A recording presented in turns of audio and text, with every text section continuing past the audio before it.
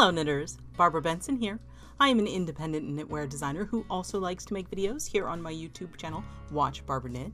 Make sure to check in the description notes below the video where you will find links to anything I talk about in the video, including how to get my patterns to knit up for yourself, how to join the Watch Barbara Knit Facebook group, and how to support me on Patreon. Today, the title of the video is sort of an excuse to tell y'all a story and talk about stitch dictionaries. And what I'm going to talk about, I'm going to show you right off the bat. Look at these guys. There we go. These are Barbara Walker stitch dictionaries. They are amazing. If you haven't looked at them, you should. Now, when I first started knitting, my son was very young and we were, having some financial issues. So buying lots of patterns and books and things were really not in my wheelhouse. They weren't in my budget. So I decided to go to my local library and see what kind of knitting books they had at the local library. And so I went and I got on the little computer and I looked up and found what area the knitting books were in, using that fancy Dewey Decimal System thing. And then I went and I looked at the knitting books and I, pretty much went through checking out all the knitting books that interested me that our library had. And one of the first ones I checked out was this one. Now, it wasn't exactly this one. This is one I have since purchased, but this is the first treasury of knitting patterns by Barbara Walker. And if you are not familiar with what a stitch dictionary is, it doesn't have patterns in it. It doesn't have instructions on how to cast on, do these stitches. It doesn't tell you that. What a stitch dictionary is literally a dictionary of stitches. It is page after page after page of different types of stitches with the instructions on how to do those particular stitches. And it's going to tell you, like this one says, multiple of 6 plus 5. That means to get a consistent repeat, your repeat is going to be 6 stitches. So you can go 6, 6, 6, 6. 6 was maybe a bad choice. Oh well, but you'll also need 5 additional stitches that are going to be distributed in some way on either side of that 6 stitch repeat so that the pattern will line up correctly. So to really execute it, you need a minimum of 6, 7, 8, 9, 10. You need a minimum of 11 stitches. Okay.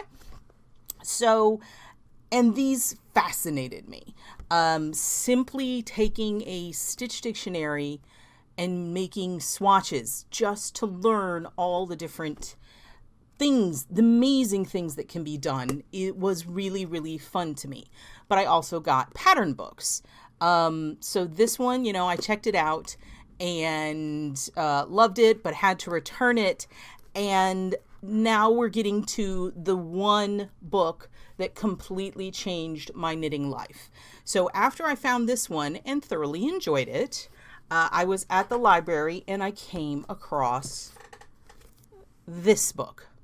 Again, not this exact book, but this book. This is Mosaic Knitting by Barbara Walker. And so I checked this book out at the library. And I had it for the maximum amount of time, that it was checked out for. And then I got online and I renewed it. And I had it for a couple more weeks. And then I renewed it again and had a couple more weeks. And then I renewed it for a third time. And I had a couple more weeks. And then they wouldn't let me renew it anymore. They're like, nope, 3 renewals, you're tapped out. So I returned it. And then I went back like a few days later and found it on the shelf again and checked it out again. And started the whole process over again. And I must have checked it out, renewed it, returned it, checked it out, renewed it. I probably had the actual library book in my possession with small returns to the library for over 6 months, which was totally unfair of me. I 100% admit, but I fell in love with mosaic knitting and the idea of mosaic knitting and what you could do with it. So eventually I just had to suck it up and buy the book myself. And this book really started me down the road to eventually write my own book. Okay? This book, Checking Out from Library, directly led to me getting to write a book of my own. I fell in love with mosaic and the techniques, but I really wanted to do more. I wanted lace with it, all kinds of stuff. So that is why I'm saying this is the one knitting book that really changed my entire knitting life, because it led me to developing mosaic and lace and the combination of the two and seeing how they play together. And, you know, I've always had a list. I have at least one pattern where I combine mosaic and cables, and I really want to try to see what I can combine mosaic with and how it can change and modify things. So this is the first treasury. It's amazing. Okay. This one is the second treasury. You can see it is bigger than the first one. This one came out. Everybody loved it. So then this one came out. If you were only going to get one of these, unless you are as obsessed with mosaic as I am, this is the one I would recommend. This is a wonderful, it has everything in it. It's just fantastic.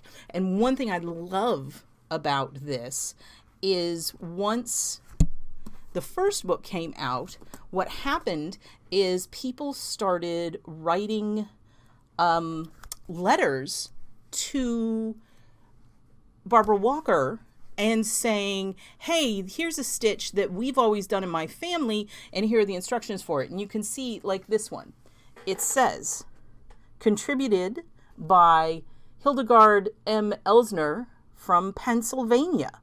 And so in a way, it's sort of like, you know those old church or junior league cookbooks where everybody contributed something? So this is cool. This one says contributed by Leona Hughes, Sarasota, Florida. I live in Sarasota, Florida. I never knew. I literally just opened this up and found that out. So I might have to do something with that stitch pattern and have it associated with Sarasota, because that is really cool. So that it makes me think of those, you know, passed down. And I think this is a really, really a book to cherish, and is the history of, you know, these knitting and stitch dictionaries. Now, the third one looks, if you buy it now, it's going to look like one of these, but it'll be yellow. Okay. And it has awesome stitches in it. This is the third one. Okay. I bought this on, I think ABE Books, and it is a decommissioned library book. You can see it says discarded. And this is a fascinating book.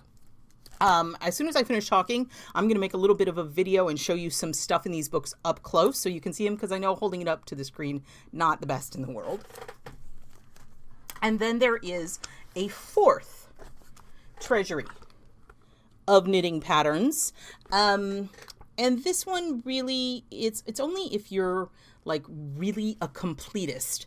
And I got it because it has a lot of mosaics in it.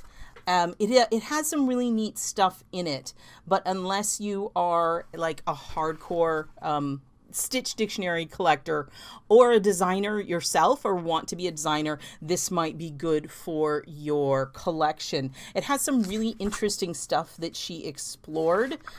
She did some really interesting geometric things that, I don't know, I haven't found a whole lot of use for some of this stuff, but this is, for entrance of completion, the fourth one. So those are the dictionaries that I know of. There is a distinct possibility there are more that I haven't come across. I borrowed this one Let me see if I can get it. It's stashed under here. My chair is super creaky today. Sorry, y'all. This one is called Sampler Knitting, and I've looked through it. It is interesting. It's got some patterns, but I think there's a lot of overlap between this and this to an extent. Again, I'm not sure. I need to examine them more closely and really compare them to each other. So these are stitch dictionaries, and really this video is just an excuse. I wanted to show them to y'all and talk to y'all about how exciting these types of books are and how much they can enrich your knitting life, and how this one in particular changed my knitting life because, and actually this scarf that is behind me is the very first mosaic piece I ever designed, and it was using this book and pulling elements out of this book and I think the first book and playing with them and playing with knits and purls and how that affected the visual of mosaic. And it's when I first started tinkering and it was like, ooh, this is cool and this is interesting. Fun story, this particular scarf is a men's scarf. I mean, anybody can wear it, but it's a men's scarf that I designed for my husband. And I wanted it, it's made out of, it's like a silk llama blend. And I wanted it to be like super elegant, like for a really sophisticated man to wear to like the opera or something. Not that we go to the opera a lot, but you know, something that would go with like a tuxedo. Something, you know, everybody needs something a little fancy. And when I was naming it, I kept my husband in mind and I'm like, who is the most stylish, the most elegant, like fictional character? And so the name of this scarf is No, Mr. Bond, I Expect You to Die. Because I thought, you know, James Bond, tuxedo, awesome scarf. It was just my own personal little joke that I had with myself. So I'm going to cut away to me. I'm going to use my iPhone to video so you can see the insides of these a little bit better as opposed to me just holding it up to the screen. This is the first one, A Treasury of Knitting Patterns by Barbara Walker. And what I wanted to show you is just give you a good look inside. So here is the introduction, and I want you to see this, the table of contents, right? So knit purl combinations, ribbings, color change patterns, and just look how many stitches are in here. Slip stitch patterns, twist stitch patterns, fancy texture patterns, patterns made with yarn over stitches, eyelet patterns, and she explains the difference between these two things. Lace, got a whole bunch of lace, cables, and then cable stitch patterns. And so she has a big long introduction, and then she has an introduction to each section that talks about what's going on in that section and gives you some hints and tips. Let me see, what do we got here? So she talks about slip stitch patterns, and she talks about how interesting it is and gives you some information, and then just goes into, here we go. So what it is, multiple of 6 plus 5, like we discussed. So these are the instructions. You have to figure out how many you need to cast on and then just work from the instructions. You have pictures of each of the swatches, and they're all going to look different depending on what yarn you use, but it's just so amazing, and they're full, and you can see I've worked with these. I've got sticky, look at that one. Oh, isn't that one really cool? So really cool. And I've got post-it notes, and let's look at, so as I said, you had the first one, and here is the second one. And you can see I have been looking through it as always.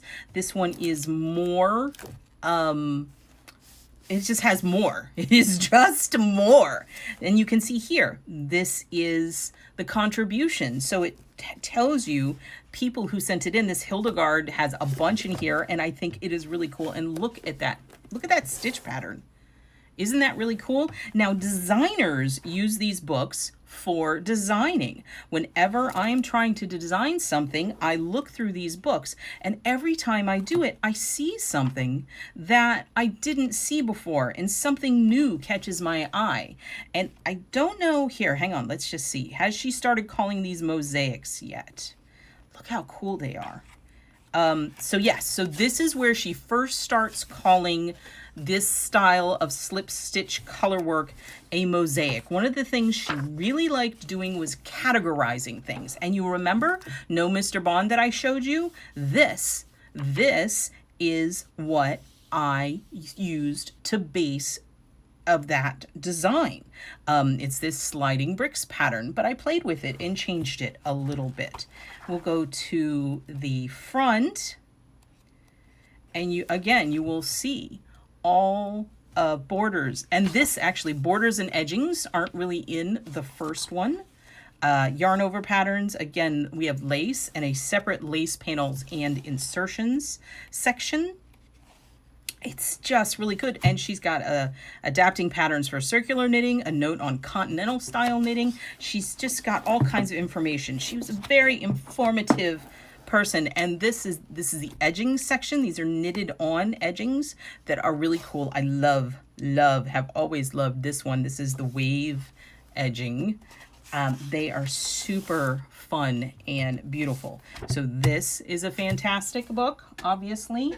And I wanted to show you this one because this is when she got into actually, instead of having those instructions written out, this is when she started charting. And I want you to see these charts because, here, I gotta do this because this one's a hardback or I'll hit my stand.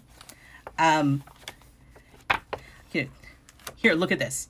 The 1,200 odd patterns presented in my 2 previous books were mostly other people's, although they included some of my own invention. This book is newborn, have never appeared, and are all her, or almost all her original designs. And it's really amazing. And she has a whole section on how to read charts. And I want you to see these charts. So we've got the list of symbols and you're getting a clue to what's going on in here. These charts, they're handwritten. They are graph paper, and you can see that this is before charting software. This is before people were making charts in Illustrator. This is her hand on paper, and then they scan it, and this is her actual charts, which I just think is amazing. Obviously, she liked the ruler because they're real precise, but you can look at those dots and you can tell that each individual dot was made by hand. And there's so many really interesting things in this book. There's some beautiful, look, it's a turtle. Miniature lattice. I just wanted y'all to see. And here we get into her mosaic patterns and how she charted those. And this is the first time you're seeing the mosaic show up in charts form, and she created her own charting system. But just look at that one. Oh, they're so this is the knitted swatch, and this is the chart. So they're just really cool. And in the back of this, oh, look at this one. How cool is that? Now, you can see this doesn't have a chart. So these are in this section where these are the type that really just are more suitable to written instructions. Look at this. Love that cable.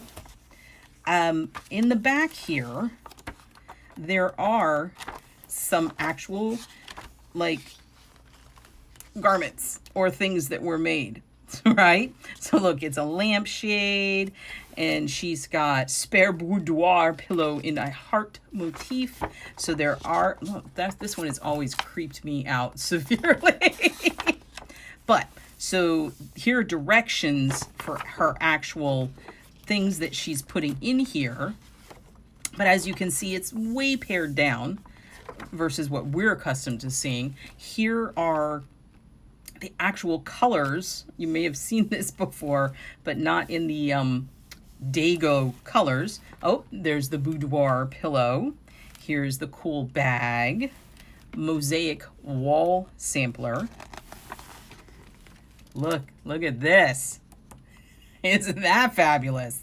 So you can tell what time period that these were done in, but it was just, she was so innovative and so ahead of her time, and it's really, really cool stuff. So lots of great things in this book. And then, of course, oh, well, let's do 4. Now, what's cool about 4 is 4 has mosaics in it. It actually but our charts are getting a little more slick. They're getting a little more, not quite as hand-drawn looking. The dots are still obviously done in, but the grid is a little bit different. And then she has instructions on making all kinds of wild stuff, but they're sort of not patterns the way we think of patterns. It's just, so here's how you do this. And then here, chapter 5, new stitch patterns. Get that out of the way. And so look at that one. That one is cool. Again, so these are ones that she invented whole hog. Just gorgeous. And honestly, if you've been looking at enough patterns online, you probably recognize a lot of what I'm showing you, because this is what I love, the way this cable is. Just beautiful. And finally, the Mosaic knitting book, the one knitting book that completely changed my life. Because without this book, this would have never happened. This is why I have my own book, and actually 2 books eventually. And so this, again, this one has a whole front section about how to knit from the charts and explaining how her charting technique works. And then, just like all the other stitch dictionaries, you've just got swatches and charts. There are no written out instructions in this. You have swatches, charts. They are just fascinating. These are straight mosaic, and then she has a section, where's the, that I think she called it shadow, and they get bigger and bigger.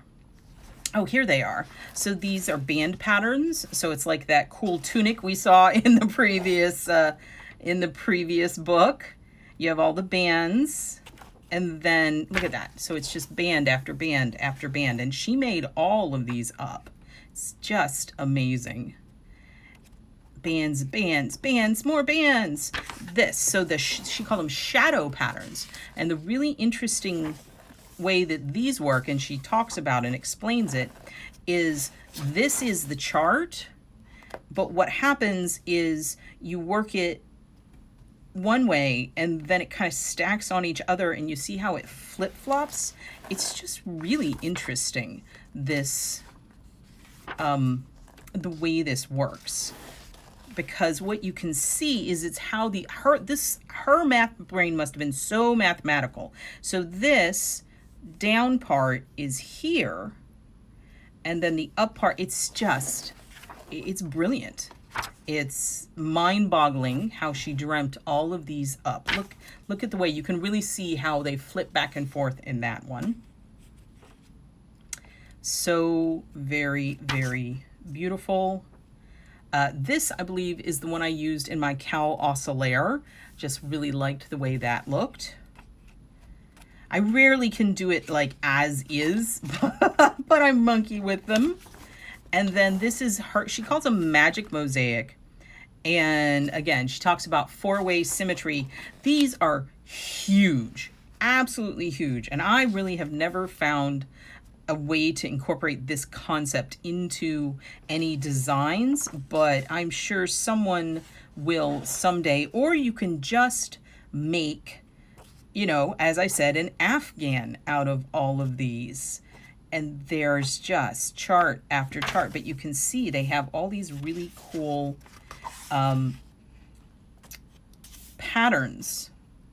Now, there are some in here that I definitely would not use because the multi-arm crosses are definitely not something that I am going to look at or incorporate, and those are in here. I wanted you to let you know that. But so these are those magic, which they're all the four sides, so they're symmetrical. So there we go. That is a look into the Barbara Walker books. I hope you enjoyed this look into Stitch dictionaries from Barbara Walker, and that maybe it has inspired you to try some of them out for yourself. I highly encourage you. There's a very high probability that your local library will have these books. Now, you might be like me, and once you start looking at them, you don't want to give them back, and you might end up having to get them for yourself. But I'm pretty sure that these are such seminal works in knitting that most libraries probably have at least one of these Stitch dictionaries. And if nothing else, you can pull one out and you can make Afghan squares, while you're swatching, and then sew them together and you've got a blanket. There's so many things that you can do with these Stitch dictionaries, and it will help you learn. And honestly, I have a lot of fun with them. So I wanted to share it and the story about the Mosaic knitting book with you. If you like this video, please give it the thumbs up, click that like button. And if you would like to be notified whenever I upload a new video, please subscribe to my channel and select notifications. Thank you so much.